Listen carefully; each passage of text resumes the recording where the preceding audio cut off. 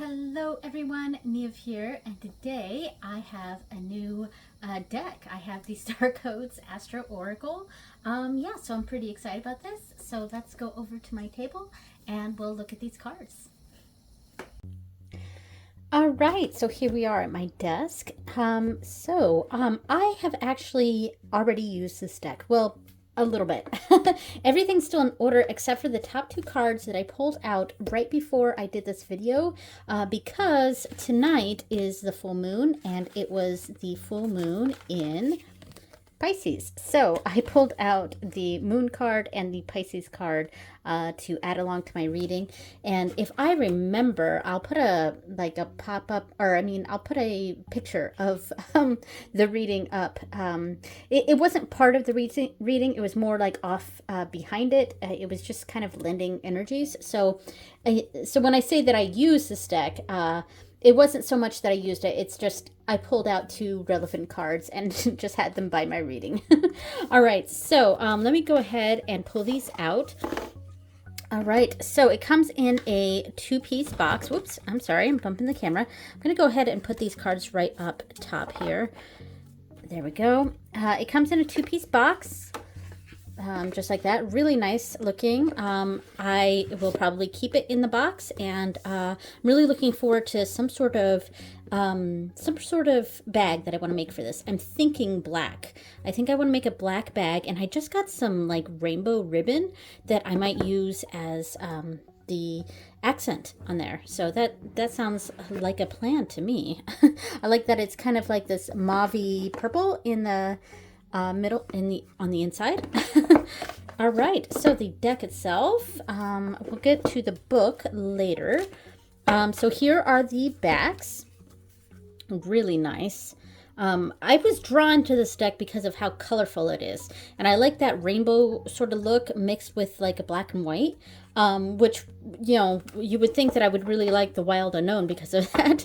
But if you've watched my channel at all, you know that I kind of have some issues with the Wild Unknown. It's just, I don't know, for some reason I've never really been able to connect with it. Hopefully this is focused. All right, so obviously the top two cards are out of order because, like I said, I use them. So we have the Pisces card here and the Moon card here. Okay, so first section is going through the signs themselves. So of course we have Aries, whoops, focus, there we go. Aries, Taurus, Gemini. I like that with the bees. Cross-pollinate, and I do like the keywords underneath. Taurus with cultivate, Aries with act, and then the Pisces had sensitize, and moon is perception, so that makes sense. All right, so we're back to Gemini, cross-pollinate, Cancer, immerse, Leo, shine, I like that, Virgo, digest, Libra, I am a Libra, balance, of course.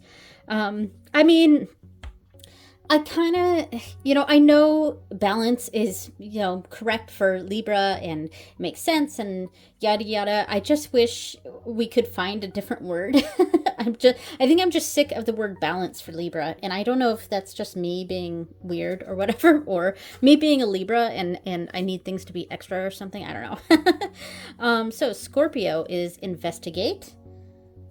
I like that for Scorpio. Sagittarius, I like Sagittarians. Sagittarius, expand. Capricorn, love Capricorns. My moon sign is in Capricorn. Capricorn, achieve. Aquarius, collaborate. And of course, Pisces would be after that. In fact, maybe I should pull out Pisces and just have it right there. There we go. And I'll pull out the moon card too, so I can put that in order. I have no idea if I'm going to be using this as like shuffling it and pulling it almost like an oracle, or if I'm going to keep it in order and use it designated cards for things. So then we have a dignified, strength, debilitated discomfort, retrograde, review, solar calm, solar, I almost said clom, solar calm, clarify, solar flares, activate. I like this card. This is a cool card. I like that. Ooh, the sun is really nice. Sun Source. I like this card a lot. The sun card in tarot decks are often my favorite cards, I think. And also the sun card in Lenormand. So I think I just really enjoy sun cards in general. That said, summer is my least favorite season, so I don't know. And I think moon went after that, so moon perception. All right, and then I think we're getting into, well, of course, the sun and the moon are planets. So we are in the planet section. So Mercury for messages, Venus, beloved, nice. Mars for motion. Jupiter, oh my God, I love this card. This is fantastic. Jupiter, abundance. Ooh, I love this. Yeah, Jupiter's my favorite planet, so this is really cool. And my Jupiter is in Capricorn. Saturn, structure. Uranus, change. Let me make sure I grab the card correctly. Uranus, change. Neptune, vision. I like that card for Neptune. Pluto is rebirth. Chiron is heal. Ceres is nurture. Pallas Athena is think. Juno is partnership. I like that. The cards aren't sticking. They just don't slide very well. So, you know, they're very, very matte.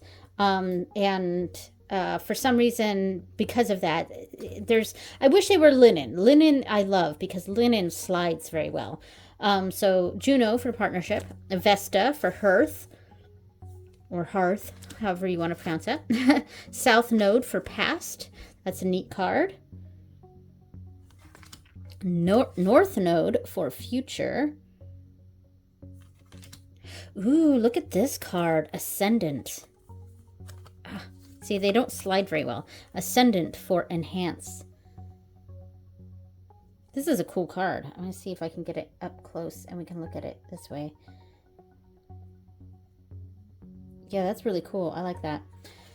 Okay. And then Midheaven for pinnacle. Very cool. Descendant for invitation. I like this card too. This is so pretty. This would be like a kind of image I would have up on the wall or something. Imam Coeli, or Coeli, root. Nice. All right, and now we're in the houses. First house, arrival. Second house, resources. Third house, communication. See, they're not sticking. They just don't slide. Third house, communication. Fourth house, home. Nice. Fifth house, passion. Sixth house, sustainability. Seventh house, relationship. Eighth house, mystery. Ninth house, ooh, I like this card. Ninth house, exploration. This is a nice card. My husband would like this card a lot. 10th house, authority. 11th house, community. 12th house, introspection. Nice. It kind of looks like chakras. Conjunction is alliance. Trine or sextile is symbiosis. Opposition is confrontation. Square, semi-square, quincux is tension. Interesting card. Let's see if it focused. There, interesting card. Transits, climate. And finally, progressions, journey. All right, so that is the deck. Like I said, the cardstock, it's very matte. So, I mean, it'll eventually, it's just that it clumps a little bit when I'm trying to slide it this way instead of smoothly gliding. I'm going to try to get under, I'm going to shuffle here, which means I'm going to have to put everything back in order later, but that's okay.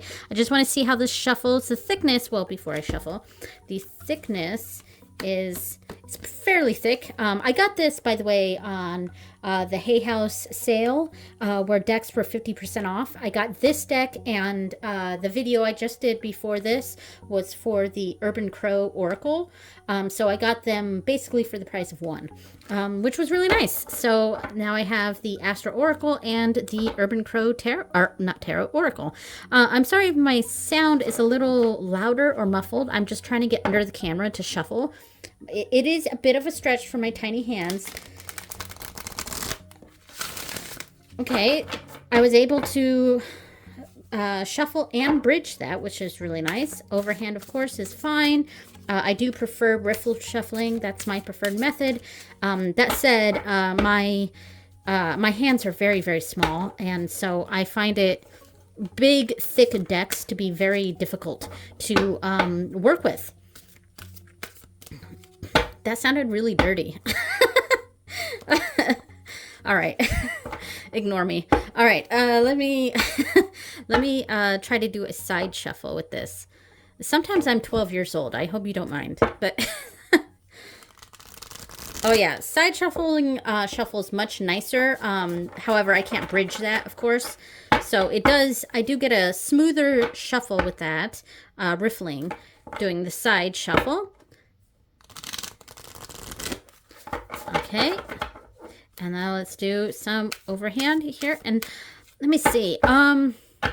Okay, before I start pulling some cards or something to mess around with this a little bit, I'm just going to go over the book real quick. It's a nice size booklet here that came with the deck. Here we go. And oh, and the creator is Heather Rowan Robbins. Heather Rowan Robbins. So I didn't say that in the beginning. Let's see. Let's go. Okay, so we've got a how to use. Let's see what the contents say. All right, messages. So lenses, the signs, qualities, solar activity, and then we have celestial characters, luminaries, planets, asteroids, lunar nodes, and then the locations, the cardinal points, houses, and then the patterns are supportive aspects, challenging aspects, changing states. So it doesn't look like there's a section for like spreads. Maybe there is. Let's see. About the artist, about the author. Oh, and who is the artist? So I'm guessing Heather Rowan Robbins is the author, but the artist is... The artist is Lucas Lua de Souza. All right, so yeah, I'm not seeing any spreads so far. It's just going over each of the cards. Let's see what we got here. All right, so those are the messages. I just want to see if there's anything having to do with spreads. So how to use this deck is divided into 4 categories: the lenses, celestial characters, locations, and patterns. For each reading. All right, we've got some information here. Align and set an intention. Formulate a clear question. Decide how you would draw cards. Interpret the results and consult a guidebook. Interpret reversals, upside down cards. I will likely not be using reversals. The spectrum. Okay, interesting. Reading methods, go to the heart of the matter, aid a decision, answer complex questions, provide a visual astrological teaching tool. That might be something I might use this deck for. Dialogue with the cards. Ooh, okay, here we go. Finally, found some spreads. Okay, so we've got this one, the astrological sentence. So it's each position here is one of the 4 sections. So lens, celestial character, location, and pattern. So we would probably separate out those sections from the deck and then draw at random for each of those spots. So then the dial is a 4-card spread here. And it has the ascendant, Imam Coeli, descendant, and guidance. So that's nice. So I am glad that there are some spreads in here. That I like it when a deck adds some spreads. All right, so yeah, I don't want to do a special spread from the book because it looked like cards needed to be basically in their sections for that. So what I'm going to do instead, you know what I'm going to do? I'm going to put this in the center, and I pulled out a few decks to see if how they look together. Kind of the whole you know, oracle card in the center and tarot on the outside. So the first deck here I have is the Intuitive Night Goddess Tarot. I thought this one might go well with it, and I just grabbed 4 decks that, not necessarily at random, because I was kind of going for decks that, I don't know, maybe sort of I thought could look good with this, especially decks that are more on the dark side, like darker coloring, more blacks, things like that. So let's put this on either side here. I did not prepare this. So how do we like this? I think this actually looks pretty nice. Yeah. Okay, so especially with Capricorn, we've got Nymph of Wands and the Four of Wands. I believe the Nymph it's either the Page or the Knight. I think it might be the Page. All right, so, and the Four of Wands, that structure energy with Capricorn is very fitting. Ooh, Three of Pentacles, the Universe with Venus in the middle. That's a nice pairing. A nice message there. See, and this deck is also that really matte cardstock, so it's difficult for me to separate the cards because of that. Yeah, see, there's 2 cards that were like kind of stuck together. All right, so then we have the Moon in between 2 of Cups and 10 of Cups. Ooh, that's very fitting. And look at the colors of this. I love the 10 of Cups in this deck. All right, let's do just a couple more with this. Let's see, I'm having a hard time sliding them off. All right, and then we've got Vesta in between the Witch, which is the Magician, and the High Priestess. Wow. Wow, what's some big energies here, especially since this feels very much kind of the Empress sort of energy here. Okay, sorry about that. I just had a phone call, so I had to stop what I was doing, and I just went ahead and put away the Intuitive Night Goddess Tarot, and now I have my Anna Kay, because I thought maybe this might look good, especially the bold colors with the black borders. I thought maybe that might look nice. We've got Leo in between 6 of Pentacles and the Hermit. Very interesting. Let me see if I can focus a little bit here. There we go. Yeah, actually, I'm going to move this down a little bit. Here we go. There we go. All right. So, yeah, it is certainly interesting. Kind of having to focus on the 3 different cards here. All right. And then we have, this is interesting, Descendant, Invitation between Knight of Pentacles and 4 of Swords. So we've got kind of this slow energy on either side with this sort of invitation to maybe do more or to expand our thoughts. I don't know. That's kind of where I'm seeing that. Sorry about bumping the camera. That call really messed with my mojo here. All right. It wasn't anything important. It was just, you know, school started up. I still have 1 kid out of school right now. Her first day is tomorrow, I think. But, yeah, so it was the homeroom teacher calling to introduce and blah, blah, blah.